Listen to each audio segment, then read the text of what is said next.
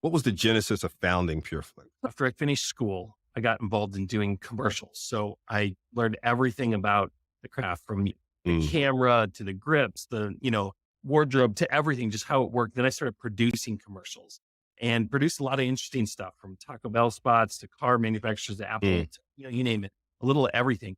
And I saw the power mm. of what 30 seconds could do.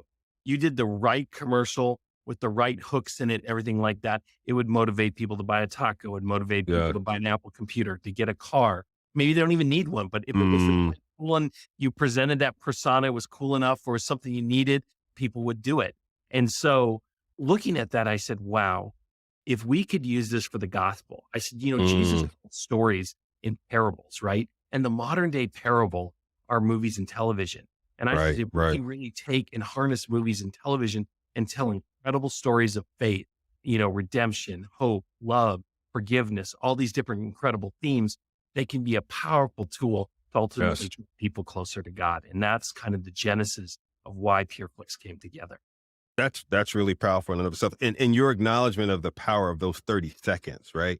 So Yes. when you think about it that way, I'm sure like you can't give away everything you learned in your degree doing this podcast or doing this radio show. But what would you say in terms of when you think about the right formula to create that magical moment in 30 seconds? What does that feel like for you? it- the right formula, everything, it was always a little different. It was the creative, it was the Yeah. storytelling. You could show a product, it'll look cool and everything, but the best commercials told a story, and they Mm, moved were emotionally, right? yeah. There was an Yeah. emotional connection. And I think that was some of the pieces that were really, that really worked well. And in movies and television are even more, because it is all about that story, that Yeah. emotional roller coaster ride. I always say movies, the higher the highs and the lower the lows in the movie, you create that roller coaster ride, the better the movie, right? And so Yeah. I think you can do so much in there, and you get to visually show a story over an hour or 2 hours, whatever it is, depending if it's TV or movies. And Yes. it can be a powerful tool to watch how someone's life has changed, how, God can come into a situation Mm, they never mm, thought about it. And people connect with that. They can be like, that's me. Or yes. I've seen things like that in my life, and it can have a powerful connection. And we've seen that time and time in each of the films that we've done. That's good. That's good. So once you established PureFlix, when you first founded it, how hard was it to found the company? Like, were you able to did you have a bunch of investors beating at your door and going, absolutely, Michael, this is the right thing to do. We're VC guys, PE guys, whatever. We're just going to, back up the truck. Or were you, as we like to say, You know, shoestringing it? Right. I left a very lucrative career Yeah. in the commercial side.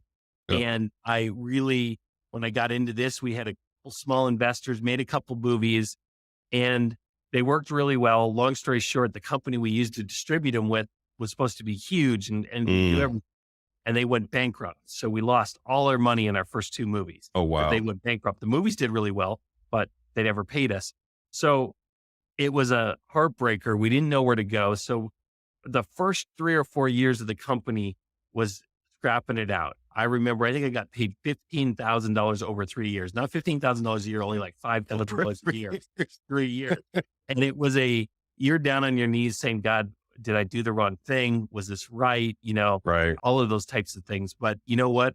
I think God sometimes has got to break you down before he can build you up, take away Truly. some of that stuff that you need to get rid of in your life, and really Truly. say, are you rely on me? Is this all about me? What is this about? And I think once that happens, then God can accelerate it. And that's exactly what we saw. It took a few Mm. years. That's why a lot of times people are impatient. It's been a week, it's been a month. Where's God? Sometimes God works on his own timeline, and he knows what the right timeline is. And Absolutely. I think had we not gone through what we'd gone through, I don't think we would be at where we're today. And No, that's so good. I'm thankful for those trials, because they prepared me for what was coming in the future. That's so good. That's so good.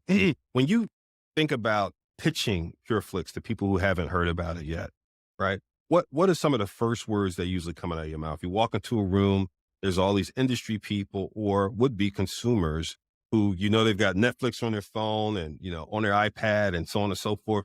What's the first few things you say about PureFlix to familiarize them with your product? I think two things. I say two things. One, our content draws you closer to God, not further away.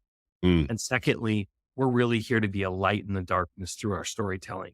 And I mhm. think that there's so much dark content out there, whether it be language, sex, violence, whatever it is, we have a chance to be the light. And it's amazing how you put a little bit of light in a room and it chases away the darkness. And that's what I hope that our content accomplishes.